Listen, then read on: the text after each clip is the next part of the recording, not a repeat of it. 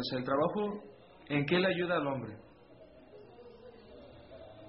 Bueno, dentro de la antropología filosófica nos encontramos con que el hombre es un ser privilegiado dentro de la naturaleza, es el centro de la creación, porque nos ha hecho el Señor a su imagen y semejanza. Esto marca a la persona con una dignidad muy grande. Dios le concedió al hombre dos potencias dentro de su vida interior, como son la inteligencia y la voluntad, que los hacen esencialmente distintos de los animales. Los animales trabajan, pero no progresan en su trabajo.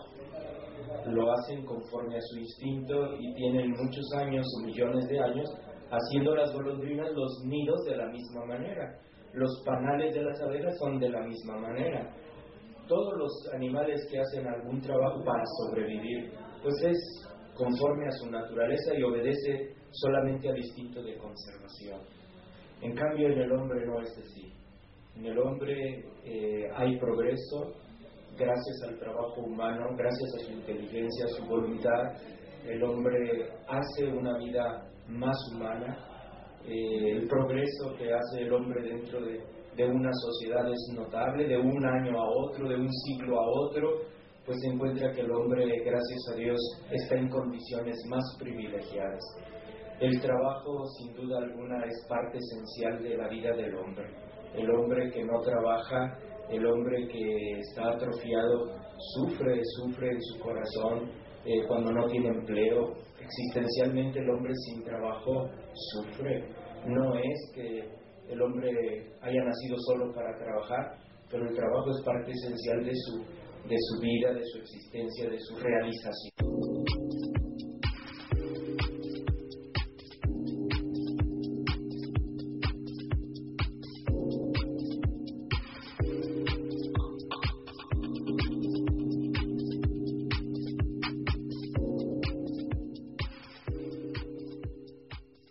El trabajo lo podemos contemplar de dos maneras, como una bendición o también como algo dañino, como un castigo que tuviéramos que hacer para tener que vivir o sobrevivir. Más bien lo tomamos como una bendición porque es Dios también quien trabaja, es Dios quien crea, quien hace su creación, su perfección, todo lo hace bien, así como lo relata el libro de Génesis.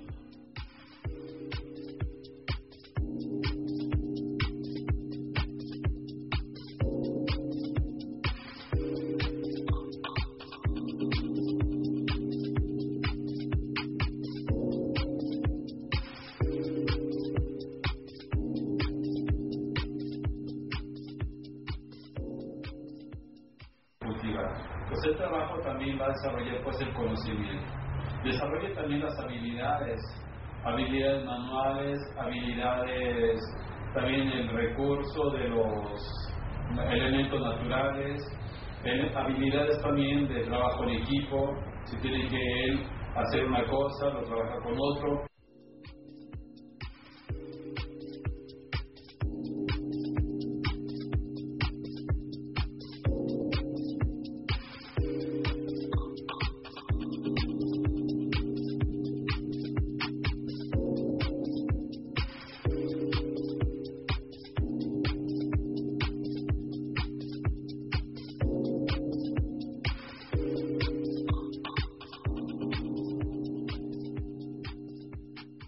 Como todos sabemos, la forma de obtener ingresos para vivir adecuadamente, para tener el dinero suficiente para la alimentación, para el vestido, para la educación, para la distracción, para las vacaciones, pues es a través del trabajo.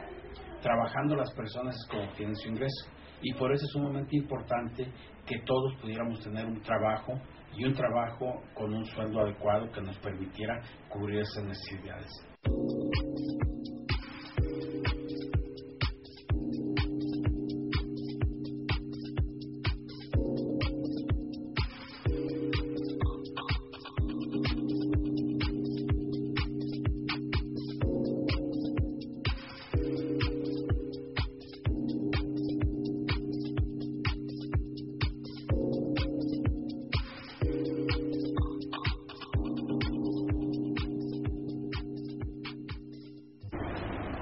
para los jóvenes que estudian en el Seminario de Guadalajara, quiero darles un mensaje sobre el trabajo que dignifica al hombre, que Jesús mismo dignificó el trabajo por su mismo ministerio. Su vida en este mundo fue una vida de trabajo, no solamente porque era carpintero, artesano, e hijo de un artesano, San José. Su padre adoptivo era de oficio carpintero. En la época de Jesús, el carpintero significaba en 1000 usos. Tenía varias actividades: herrero, albañil, carpintero. Con esto Jesús hizo un cambio radical en la humanidad. Antes de Cristo el trabajo era considerado como un trabajo servil. La palabra servil significa de esclavos. Realmente el trabajo lo necesitaban solo los esclavos en la época romana, y en los otros países del área mediterránea solo los esclavos trabajaban con sus manos. Todos los trabajos domésticos, trabajos agrícolas, trabajos en las empresas, en los artesanos, todo lo hacían los esclavos. Cuando Jesús, nuestro Señor, asume el trabajo como algo que dignifica al hombre, y Él mismo lo dio como ejemplo. Uno de sus ejemplos fue cuando la noche de la última cena, Él se ciñe una toalla, se quita su manto y se pone a lavar los pies. En ese momento está haciendo el trabajo más humilde, más sencillo, que era propio de esclavos, un trabajo servil. En ese momento Jesús está dignificando el trabajo como algo que promociona al hombre. San Pablo, el primero de los grandes apóstoles del Cordero, después del grupo de los 12, fue el que más nos enseñó sobre la dignidad del trabajo. Pablo se mantenía con el trabajo de sus manos. Él era fabricante de tiendas de campaña que se hacían con pelos, con cerdas duras de oveja, de cabra, del puerto de Cilicia, donde él era nativo del Tarso de Cilicia. De ahí viene la palabra cilicio, que es una cuerda dura que se usa para infligir cierto castigo. Pues Pablo fabricaba con esa cuerda llamada cilicio en las tiendas de campaña. Sus manos estaban llagadas por el uso constante de esos instrumentos de trabajo. Pablo trabajaba día y noche para no ser gravoso a las comunidades de las cuales él había fundado. Y aunque tenía derecho a vivir de sus rentas, de los donativos de las iglesias, él siempre prefirió el trabajo como método de dignificación del ser humano. Por todo eso nos vamos hasta el Génesis, que es el libro de la Biblia fundamental de la historia de Israel, donde el Señor, al crear a la humanidad, al crear a Adán y Eva, los primeros humanos, les dice claramente: les entrego el planeta, el universo, les entrego la tierra para que la cultiven, la trabajen y la hagan florecer y fructificar. Todo está en sus manos. Con esa palabra el Génesis dignifica el trabajo, seculariza la creación. Dice el Génesis, y todo era bueno. Y Dios era bueno y era hermoso y bello. Por lo tanto, el trabajo nos debe ayudar a ser personas constructoras de un mundo mejor. El reino de Dios en esta tierra se construye con el trabajo humano. Por eso en la Iglesia ha sido desde el origen una constante, un mandato perentorio. San Pablo dice en su carta segunda a los tesalonicenses: el que no trabaje, que no coma. Quiere decir que todos nosotros debemos trabajar diario hasta que las fuerzas nos permitan, mientras el Señor nos dé vida.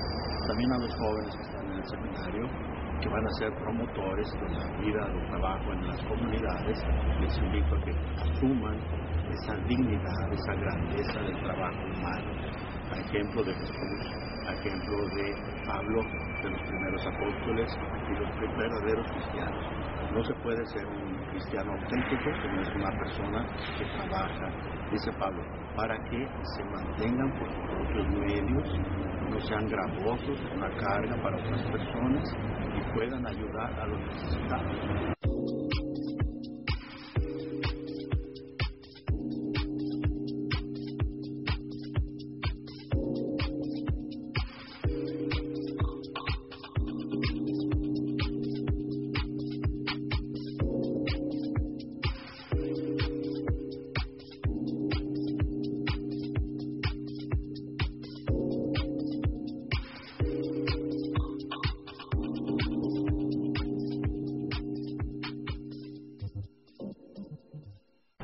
También el trabajo desarrolla los valores, la fortaleza, la tenacidad, el sacrificio, la manera de administrar bien los recursos, de no explotar a otros, desarrollar de esta manera y en común, el que todos los elementos que lleva dando en la naturaleza sean de tal manera utilizados por el trabajo.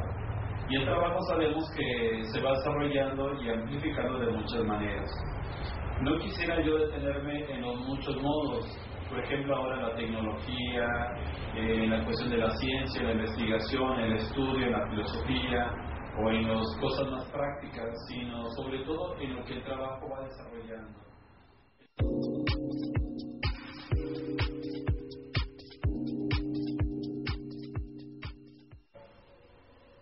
Tiene desde principios del siglo pasado una honda huella en el campo del catolicismo social.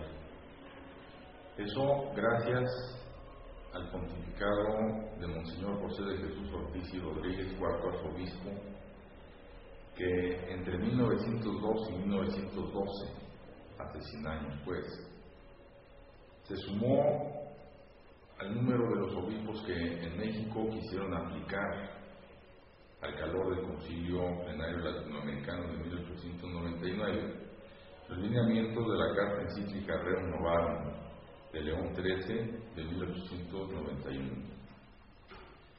Ese catolicismo social comienza a formar de manera más explícita en el año de 1903 con un primer Congreso Católico Nacional que tuvo una réplica en 1906 en Guadalajara, luego bajo la organización de Monseñor Ortiz y Rodríguez. Primer Congreso Católico Nacional de 1903 y tercer Congreso Católico Nacional y primero Eucarístico de Guadalajara de 1906. El primero de todos, Miguel Palomar y Vizcarra, y después a su lado Nicolás Leaño Vélez. Estos dos líderes católicos van a ser los más ardorosos promotores de una serie de aportaciones notables a la época que la historia de México recuerda como porfiriato o porfirismo, es decir, la dilatada dictadura de un caudillo que por un lado trajo a México paz social y por otro toleró y aún fomentó grandes desigualdades de las clases menos favorecidas. Y es que Porfirio Díaz era un liberal a ultranza, es decir, estaba convencido que el derecho laboral coartaba la libertad de los capitales